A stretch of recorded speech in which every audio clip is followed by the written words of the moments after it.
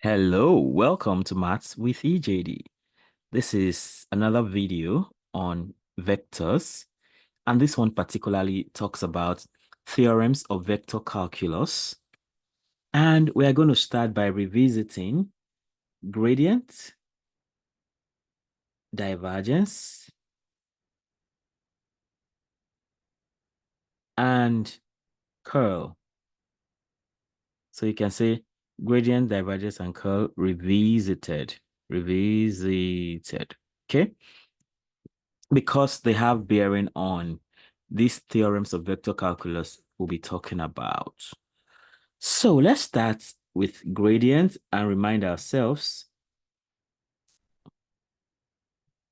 that the gradient of a scalar field, the gradient of a scalar field, f of x, y, and z is actually a vector. So the gradient of a scalar field is a vector field that points in the direction of the greatest rate of the greatest of the so gradient is about change, right? Or greatest rate it's about rate of change. So so that's why the gradient of a scalar field f of x, y, and z is a vector field that points in the direction of the greatest rate of increase greatest rate of increase of the function. Okay. So for instance, if you're talking about fluid flow, right, the gradient will be talking about that point where the fluid is flowing faster and faster. It's flowing the fastest, in short. So in the direction of the greatest rate of increase of the function. Mathematically,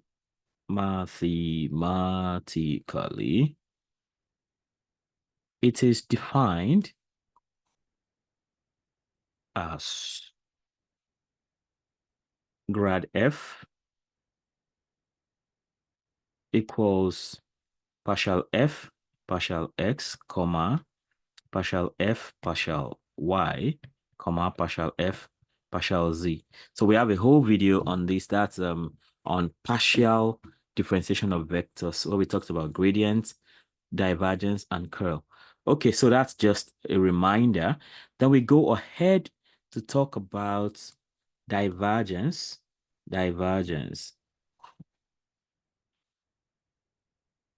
So for divergence, right?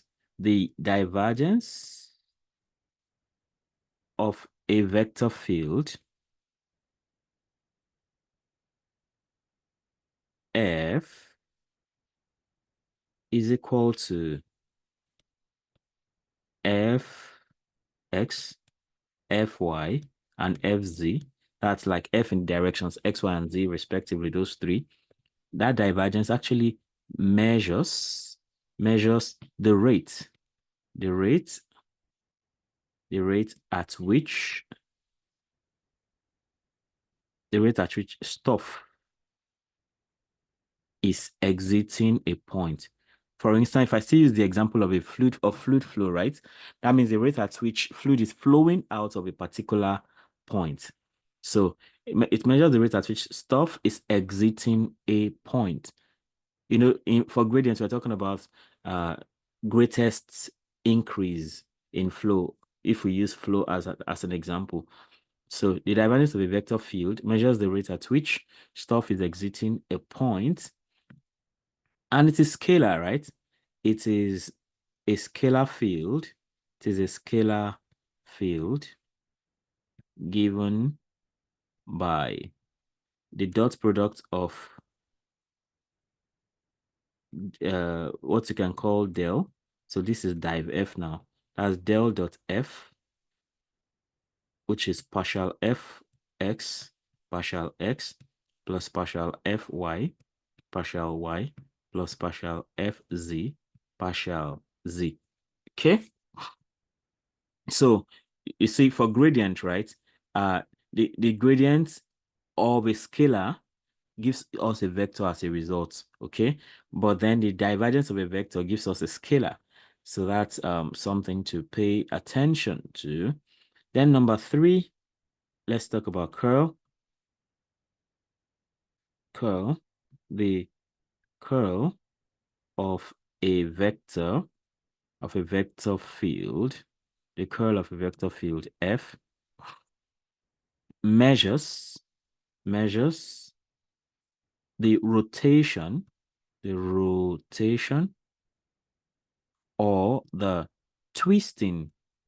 You know, for divergence, we talked about exiting, right?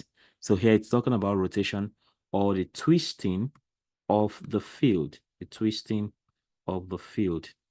So of course, this is now a vector again. It is a vector field. It is a vector field given by, of course, cross products is going to give us a vector, while dot product gives us a scalar. So that's del cross f, cross product of the partial derivatives and f itself. And that actually ends up giving us, of course, this is the usual thing to do, I, J, K. This is the standard way to go about it. And then you have del is partial x, partial y, and partial z. And then all that with f now. This is fx, fy, fz. So that this cross f, del cross f is now. So if you take I, that's I into cross this, so you have d df, so dfz dy minus dfy dz. That's in the direction of I, right? Then if you go for j, because this is plus minus plus as usual, so you have minus j into, then of course, since the focus is now on j, cross out the column and cross out the row. So that's minus j into that's that into dfz dx minus dfx dz. Okay, dfx dz. Then lastly, we have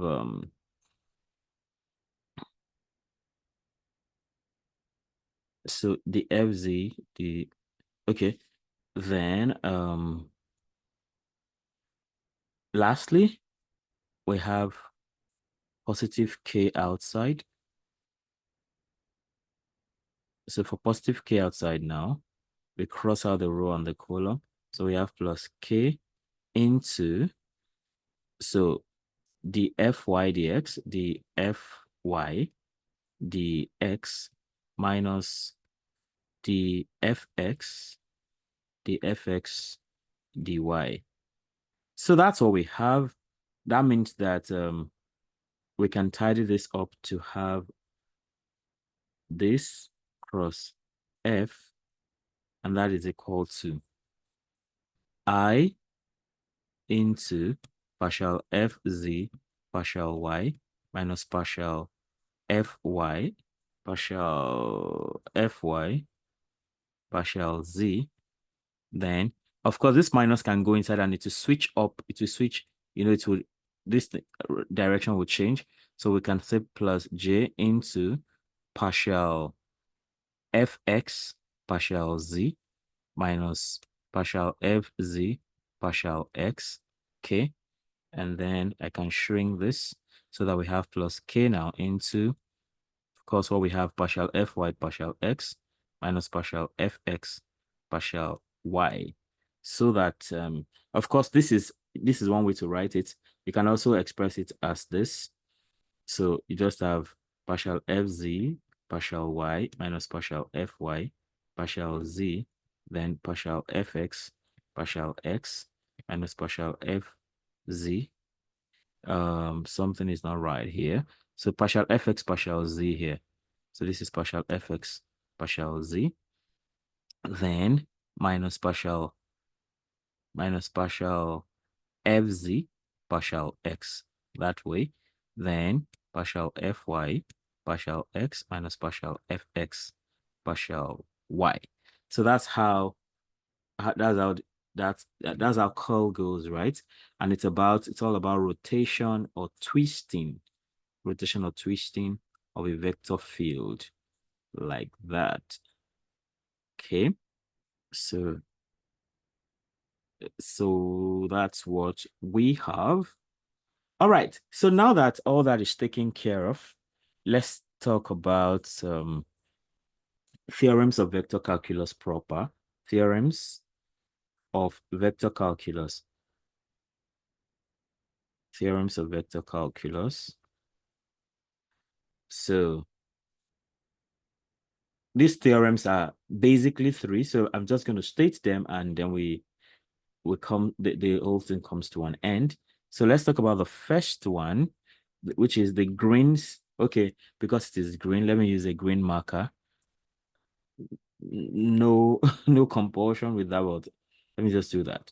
So let's talk about Green's theorem. Green's theorem. So Green's theorem. So this theorem actually relates. It relates a line integral. You know, we talked about line integral under integration of vectors. So Green's theorem relates a line integral. It relates a line integral around a simple closed curve C in a plane to a double integral. So a double integral. Of course, double integral talks about surface, right? Single integral is line integral. Double integral is surface integral. Triple integral is volume. That talks about a volume.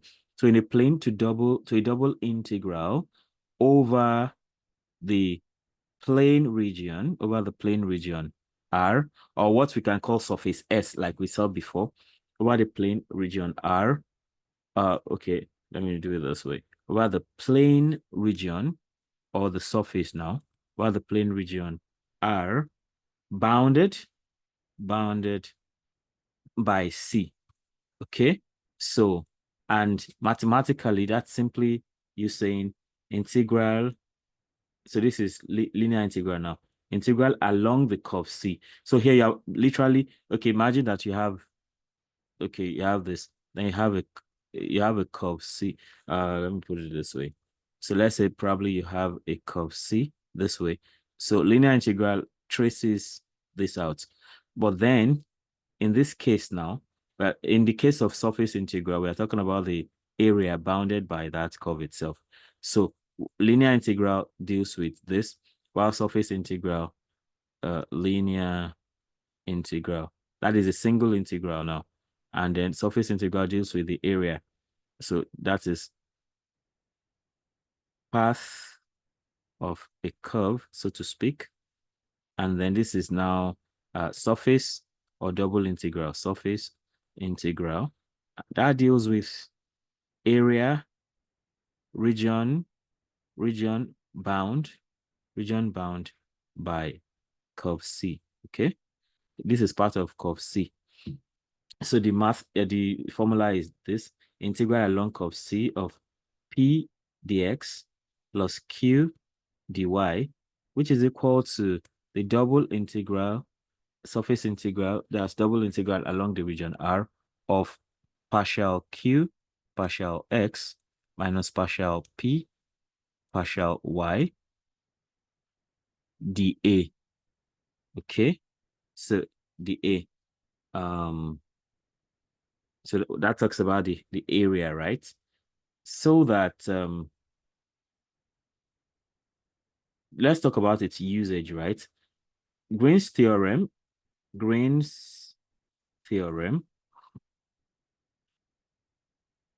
is mainly used in the plane and is a special case, of Stokes theorem in 2 dimensions. It is a special case of Stokes theorem in 2 dimensions. So it means that Stokes theorem is a 3-dimensional stuff. So if the 2-dimensional version of Stokes theorem is actually Green's theorem. Okay, so Green's theorem, Stokes theorem is Green's theorem in 2 dimensions, so to speak. No, Green's theorem is Stokes theorem in 2 dimensions. Okay, so that takes us to Stokes theorem itself. The second theorem of vector calculus is the Stokes theorem. So Green's theorem, Stokes theorem now. Stokes theorem. People in fluid mechanics, I think they get to talk about this a lot. So the Stokes theorem actually generalizes, it generalizes the Green's theorem. It's the general form of the Green's theorem. It generalizes to 3 dimensions, to 3 dimensions. It generalizes to 3 dimensions,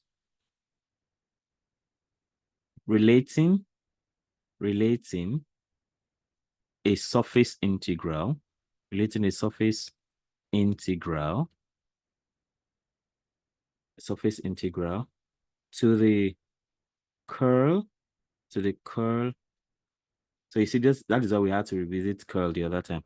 So it relates a surface integral to the curl of a vector field,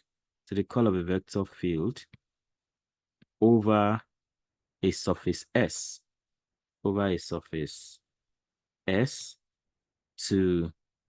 a line integral. So it relates a surface integral of the curl of a vector field over a surface S to a line integral, around the boundary curve, C of S. Okay, so here now we see that Green's theorem and Stokes theorem, right? They both relate line integral with surface integral. Okay, so it's more like if you have, I think people in the geosciences, like geology or geophysics, maybe when they are drilling for oil and things like that. So these kind of ideas can come in. So if you want to just trace the curve round an oil well, so you can and then you want to relate that with the area bounded by that curve. So this kind of idea can actually come into play. So you have mathematically, this is integral, the line integral along the curve C, then that's f dot dr, of course, which is a vector position vector, and f is force field. And so this line integral now is related with the surface integral, so which is the curl del cross f dot ds. Okay, so here now you can relate the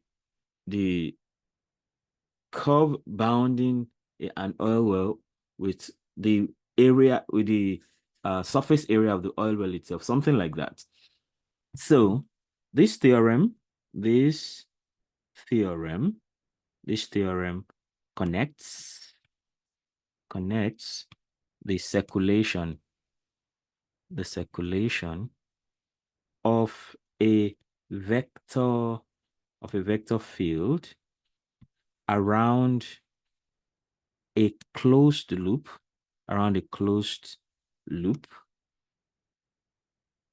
to the curl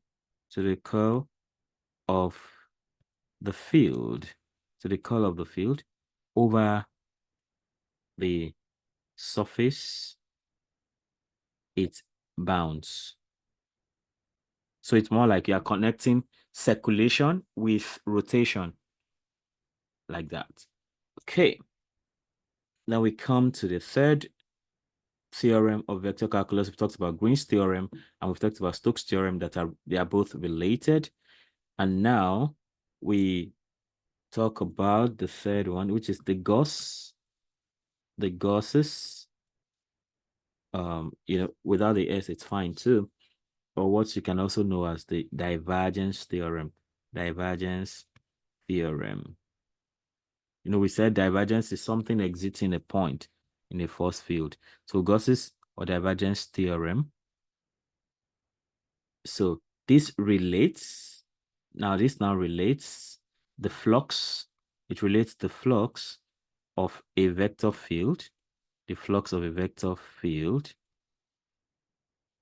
through, it relates the flux of a vector field through a closed surface, through a closed surface S, through a closed surface S, to the volume integral, to the volume integral of the divergence of the field, divergence of the field over the region V, enclosed by S, so that we now have the double integral. So now this is relating area with volume. So you have surface integral. Surface integral, that's double integral of the force field, dot product of ds, that's the surface, and that's equal to triple integral in that region of the volume. Then you have del dot f dv, something like this, so that of course this now it is used to convert a flux integral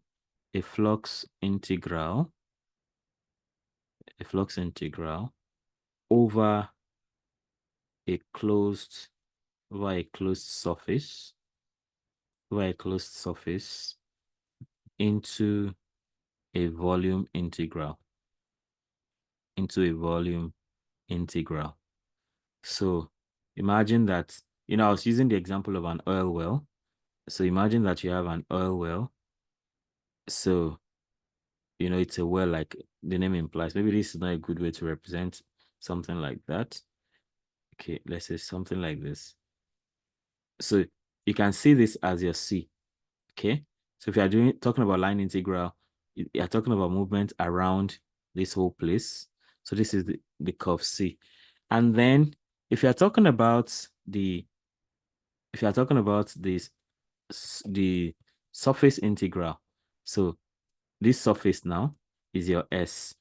Whereas if your concern is about the volume, so you're talking about the of the volume in the whole place, like that. So you have V, and you have all these three laws connecting all of these ideas together. And they are really important for people that are into oil prospecting or some kind of fluid flow and the rest of that. So that is what we have right there. Of course, we've seen in the past that vectors have implication in areas like physics, talking about electromagnetism, talking about the Maxwell equations, right? And of course, fluid dynamics, talking about the continuity equation, Navier-Stokes equations. Of course, in quantum mechanics too, where you talk about Schrodinger equation and of course, general relativity. Then in engineering, of course, it has a place in structural engineering, where you talk about stress and strain analysis, finite element analysis, and of course, electrical engineering, where you talk about electromagnetic field design and signal processing. Then you can talk about aerodynamics and aerospace engineering. So in designing aircraft and rocket design, Navier-Stokes equations, which rely on the divergence, gradient, and curl, are essential in predicting airflow. The whole gradient, divergence, and curl talk about flow, rotation, flowing out, something flowing out and things like that. And of course, we have wind tunneling testing and computational fluid dynamics. So you have all of that coming into play there.